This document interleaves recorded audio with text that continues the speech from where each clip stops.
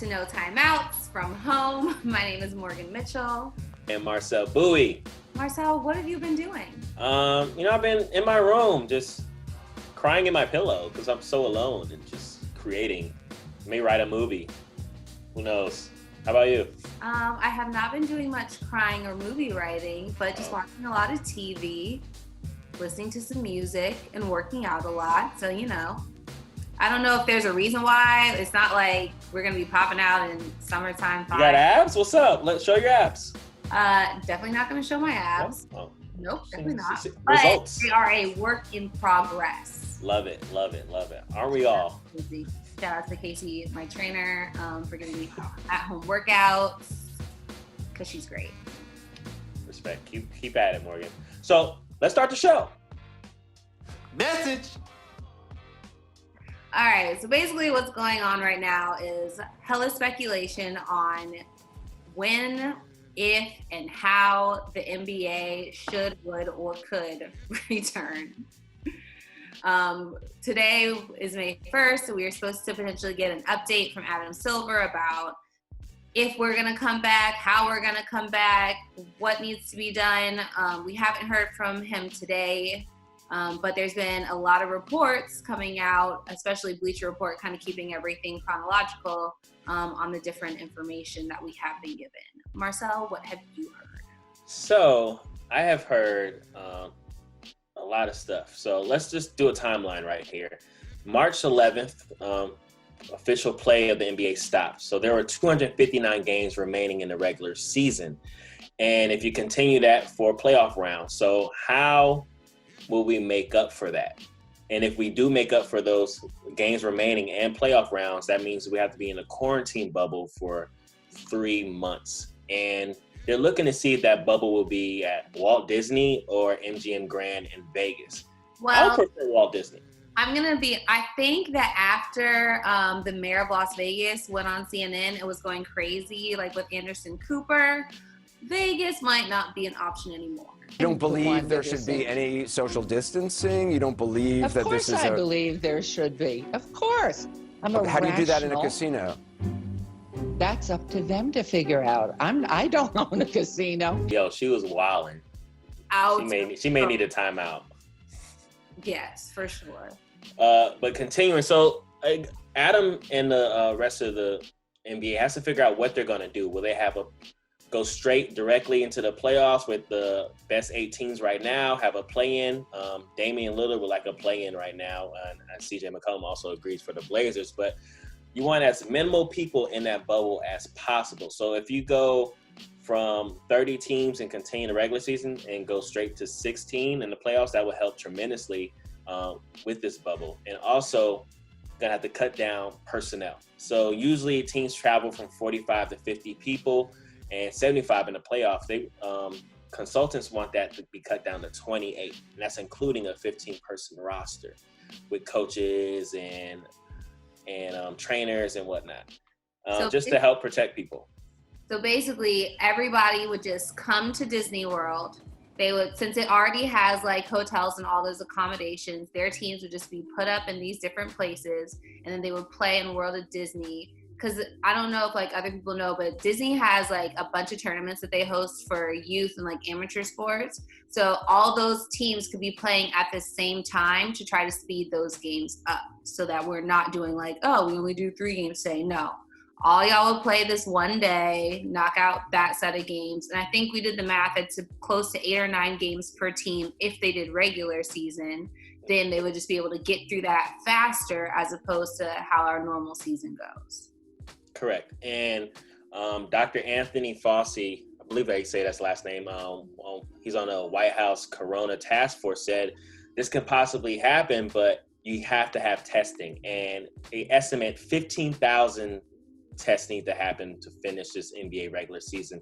But Adam Silver's kind of like, he's not sure about that because he doesn't want to take testing from people that really, really need it. So that's also a concern as well. And don't want to put people at risk. And the most people are at risk are 75 ages or higher. So you got Coach Pop, who's 71, and Mike D'Antoni, 68. That puts them more at risk. So they got to make decisions themselves as well.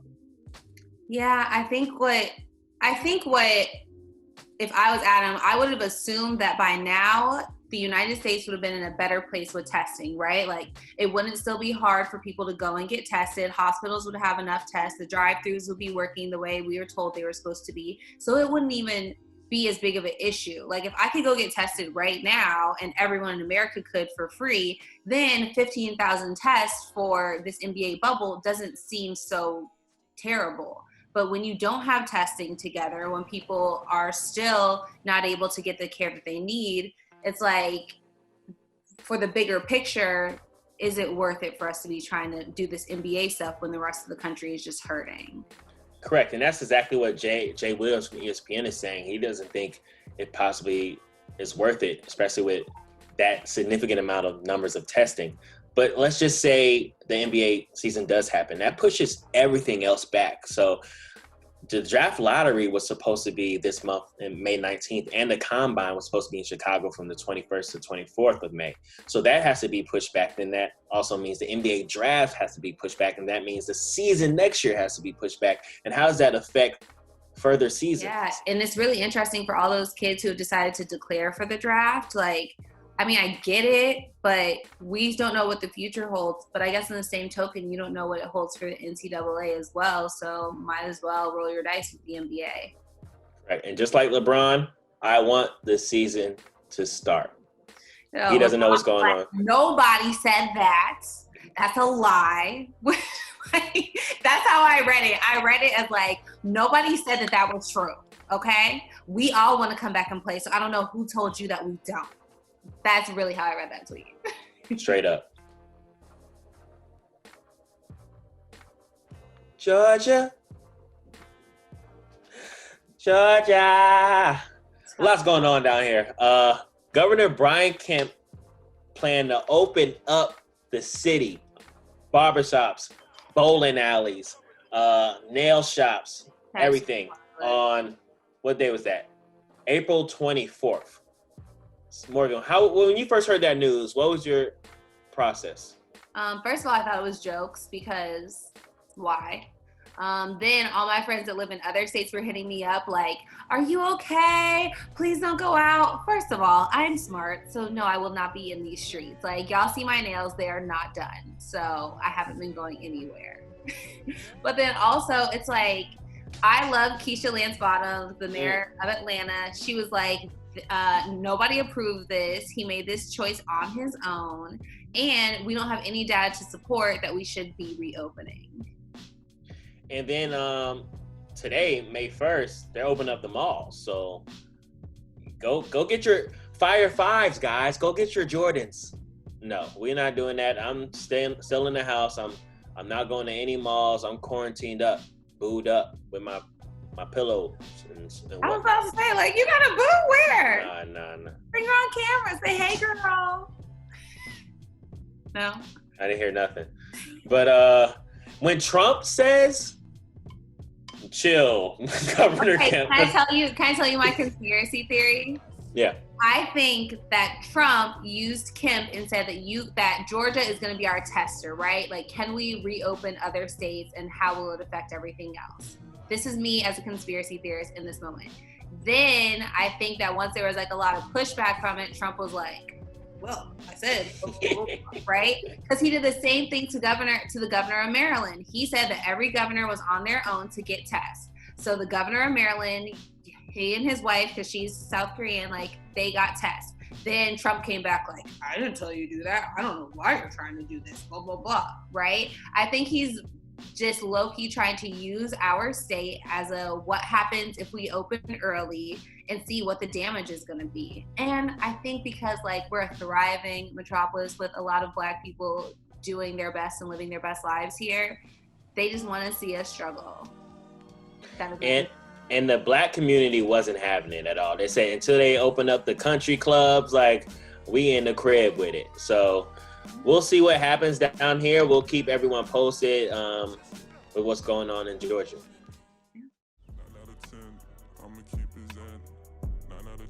A lot of interesting things have been going on in the world of music. Marcel, what are you bopping to right now? Man, my guy. Bar D Wade up. Aaron Gordon, 9 out of 10. I could have bought my fam a Benz. 9 out of 10. Are you making amends? 9 out of 10. You pretend. What? Sorry, you really feel like he barred him up, or are you just being supportive in this moment? I'm supporting Aaron Gordon. I really like the slow choppy in the beginning. Like it was a vibe. Then he got on the Drake hi-hats, and he got D-Wade's wine going, like, and he had the audio with Kenny and Reggie Miller. Like, it was cool. It was cool. He ain't no rapper. Lonzo will bar him up crazy. Lonzo Ball will bar him up crazy, but I enjoyed it. I wish that it was not dropping right now, because it feels like he was just bored and decided to do something. I think if he would have done it way closer to All-Star in February, then probably it would have had like some more traction. But in the middle of the pandemic, it's just like, oh, you're bored, so you decide to do this thing and then have your friends shoot music video with you. Well, that's what you do in pandemics. You create, and because you're bored and you can't hoop, so it makes sense for him to do it now. The timing did not make sense. Like, the whole conversation about it, I feel like his video dropped. We talked about it for like a day, maybe a day and a half, and then everyone moved on because that conversation was no longer relevant. Welcome to the world we live in, Morgan. But he should have built off the dunk hype. Morgan, anything drops, it goes viral, whatever. It's 2 days and it's something else is new. He did what he had to do. He was on First Take. He was on a lot of other news outlets as well, talking about it. He did what he was supposed to do. You know, he dropped it. You know, he's a music artist, and also he wants to make a studio for the youth.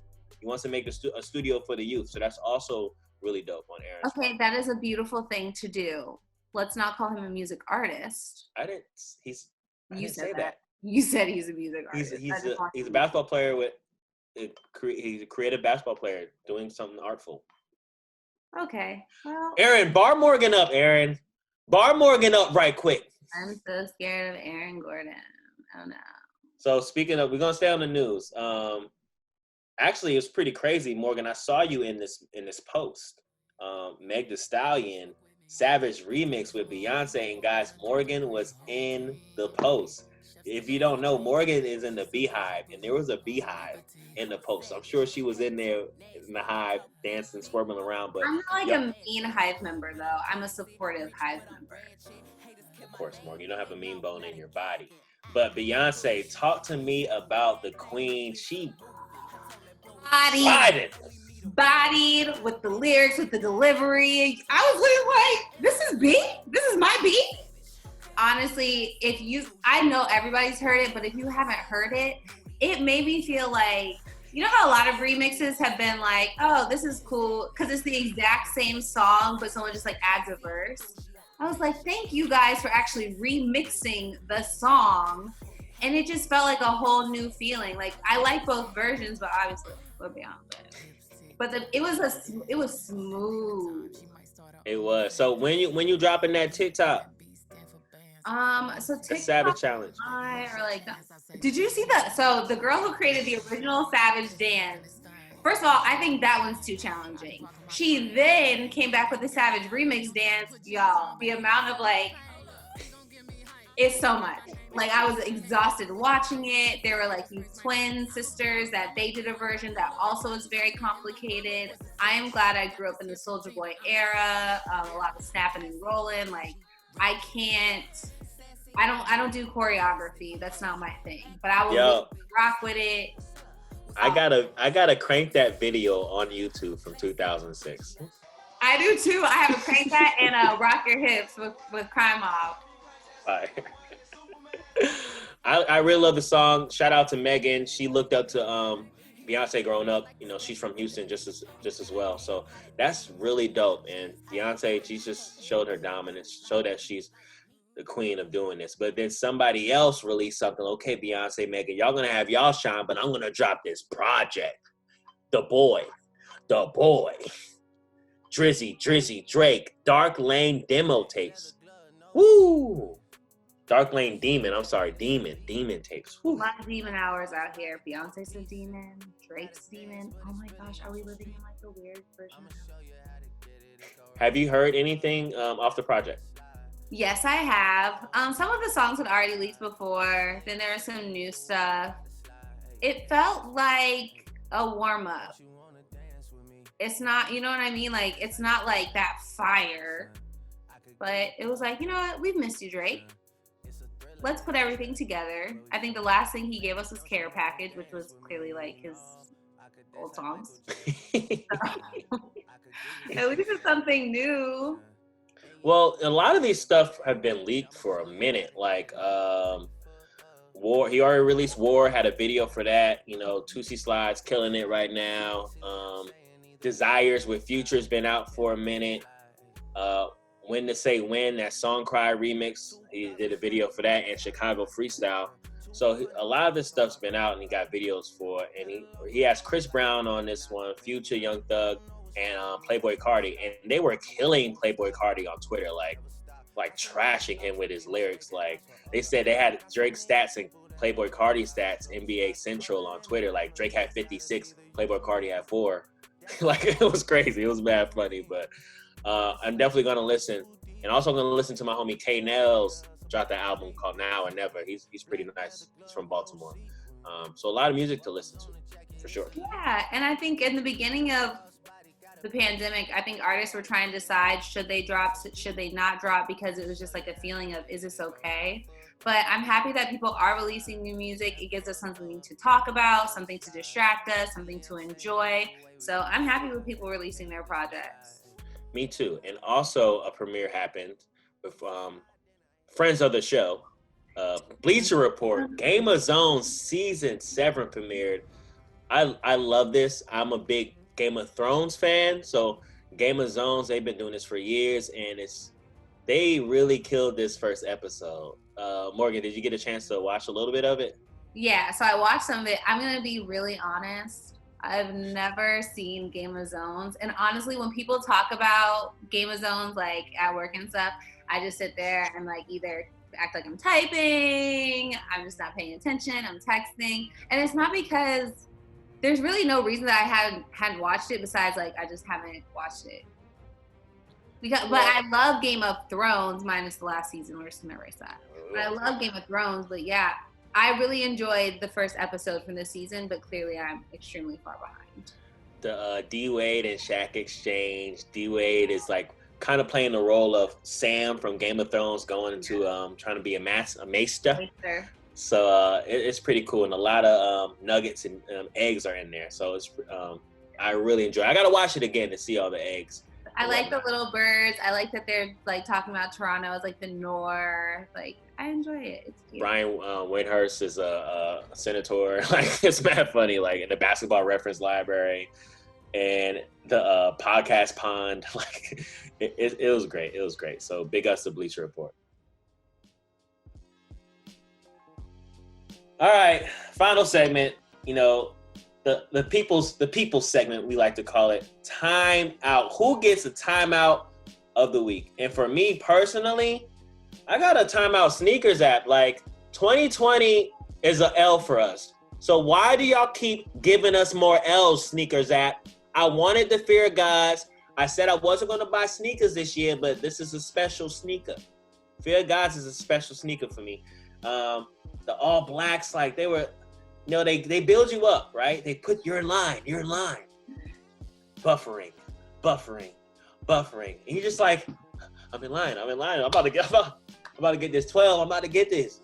And then I'm sorry, your size is out of stock. And then it brings you back to more sizes to choose from. Then you see all those other sizes are out of stock. And then 16 left.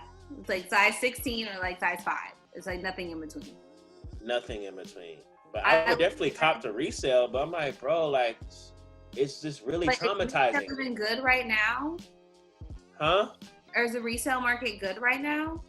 Yo, I just sold my UNC Chicago ones that I've had for a year now for $230 on StockX. So like, yeah, it is. The resale market is good. But Timeout Sneakers at like, we need to talk. Like, I need to Like, I I'm took very it disappointed. off my phone. Like I told myself like while we're in quarantine, I wasn't gonna be buying any clothes or any shoes. Right. So I took it off, and then once like the Jordan doc like started popping in and like all this stuff, then they started releasing a lot of stuff. So I was like, ooh, let me get back on. It's literally no point. And I don't even know who gets these shoes. Like, is there like a secret society of people who are actually getting them from the sneakers app? Bots. Because I don't understand. And it's like the sneakers that I'm not a big sneakerhead, but I usually buy sneakers around like different events I have to go to or stuff like that. But sometimes you just want to have stuff for like, oh, I really like this shoe and I can wear it here whenever this happens. That's not even an option. So I appreciate that you are actually trying, and they Like, should you. I deserve a win. Sneakers app. We all deserve a win in 2020. Yeah. Come on, man. Time out, man. Think about your algorithm. We all deserve a win. I need a win. Now you seem really sad. I am. Woo, woo, woo. Somebody rub his back. But that's all I have for today, Morgan. That's my timeout. I believe that was your timeout too. You agree? Bet. Thank you all for watching. Please subscribe to our page. Please like all our stuff. View our other videos. Follow us on Instagram at No Timeout Show. I am half of No Timeouts, Marcel Bowie. And I am the other half, Morgan Mitchell. Stay home. Stay safe. Stay home, especially if you live in Georgia. Stay home. In Texas, y'all too, and Florida. Actually, everyone, just stay home.